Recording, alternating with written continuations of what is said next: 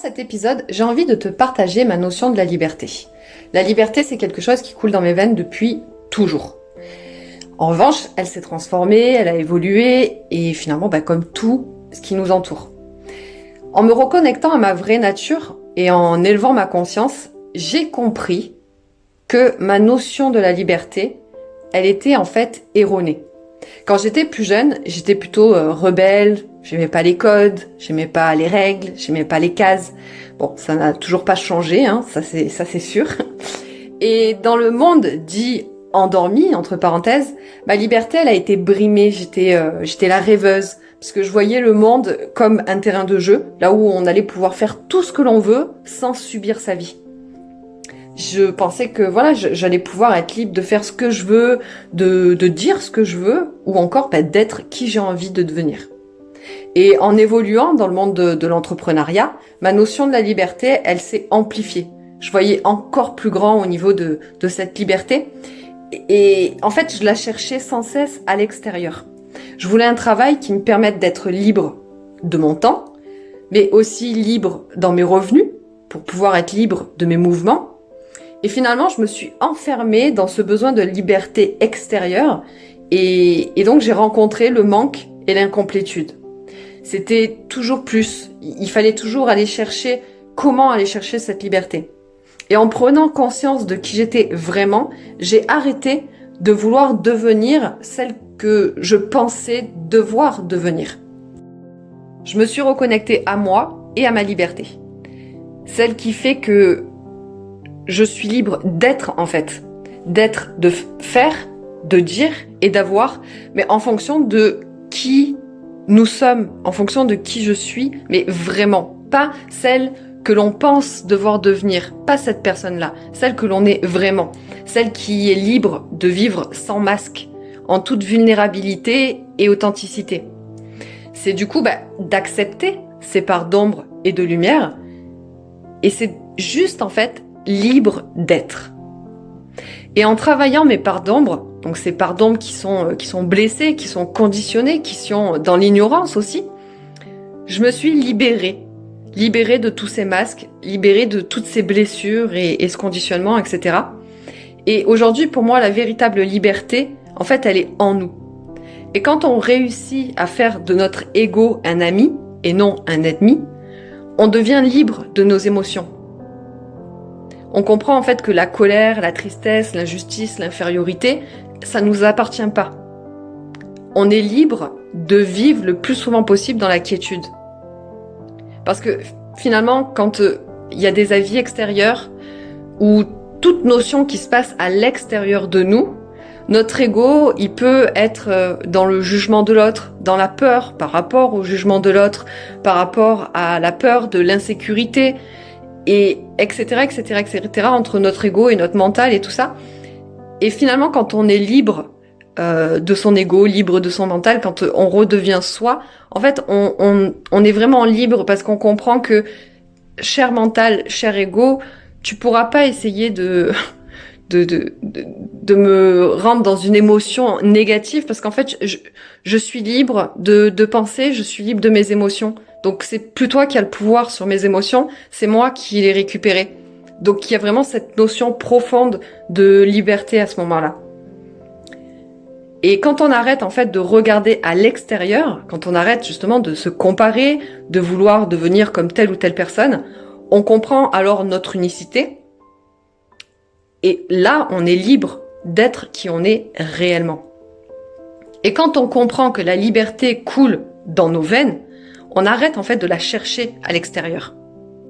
On comprend qu'à chaque instant, nous sommes libres de donner le pouvoir au monde extérieur et nous sommes libres de le laisser, de lui donner le contrôle en fait.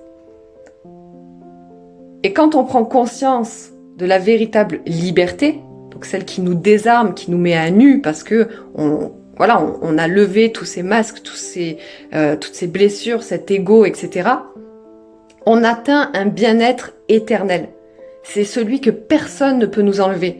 Ni les relations, ni les événements, ni n'importe quel changement. Rien ne peut nous l'enlever. On sait du coup que tout est possible. Je saurais vraiment exprimer exprimer en fait à travers mes mots combien mon éveil m'a été libérateur. Parce que en me libérant de mes schémas, de mes blessures, de l'ego, du mental et tout ça, j'ai découvert ma véritable liberté. Et c'est un sentiment de liberté comme je n'ai jamais pu connaître. C'est celle qui coulait en moi depuis toujours, mais en fait, j'avais pas compris qu'elle était 100% en moi.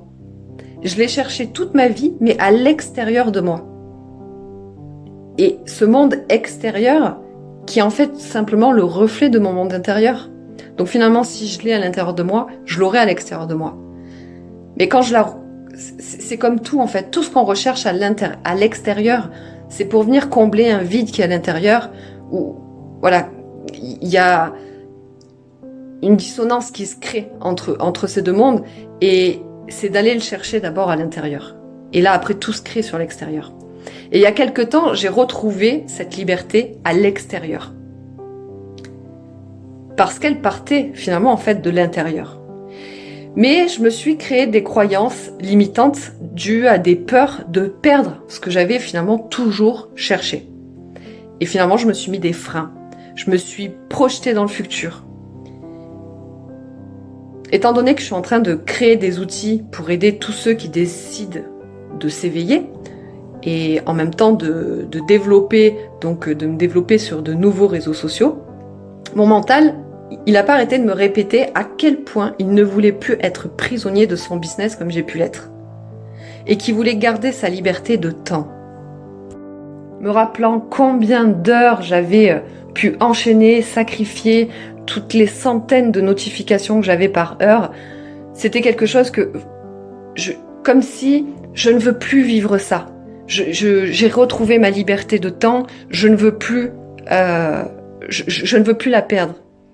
Et finalement, je me suis mise à contrôler l'impact du monde extérieur sur mon monde intérieur. Et je me suis créé des croyances et des peurs. Et en prenant conscience de ces croyances qui étaient en train de se manifester en moi, il a fallu switcher en fait tout ça.